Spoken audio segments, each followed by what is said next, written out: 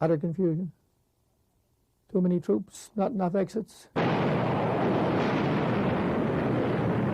The skies over Normandy gray, the sea choppy, 2 meters high. The British will take Gold and Sword Beaches, the Americans Utah and Omaha. The Canadian 3rd Infantry Division's objective, take and hold Juno Beach, an 8-kilometer stretch of the Norman coastline. No easy task for Green troops. But they proved just how good they really were. They beat the best, Hitler's 12th SS Panzers. Included in the 3rd were soldiers from the North Shore Regiment of New Brunswick and from the North Nova Scotia Highlanders, including 2 companies, C and D, made up of Cape Bretonners and Prince Edward Islanders. Not so pleasant memories begin to stir in the minds of these veteran campaigners as they prepare to return to Normandy and Juno Beach. We lost roughly half the battalion. About, I guess it was 84 killed, and the rest wounded and some prisoners taken.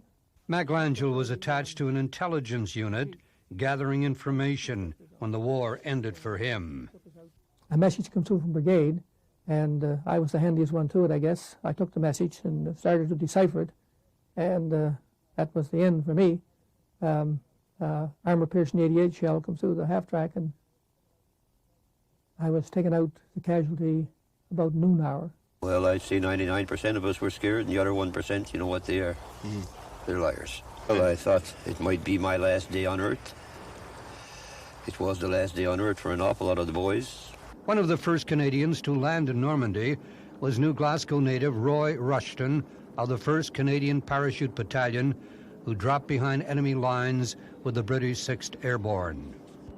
Remember, everything happened so quick. We were dropped at a very low level. We don't know for sure just how low we were, maybe 500 feet. We have no way of measuring, but it was awful low. It didn't take long for us to get to the ground. As I say, there isn't too much to remember about it, how everything happened so quick. Juno turned out to be the bloodiest of the 3 British beaches, and the price the Canadians paid, 340 killed, 474 wounded, 47 captured. For the record, the Canadian 3rd Infantry Division, despite heavy losses, advanced further that day than the British or Americans. When we jumped over one of our dead comrades, we'd say goodbye, and if we jumped over a wounded one, we'd tell them somebody's going to pick him up pretty soon and everything will be all right. I guess there's times when you get pretty scared and think about things like getting killed. And you see your own buddies being killed. Of course, it brings home a message. Young Canadians buried under foreign soil. Let us hope that we'll not have any more.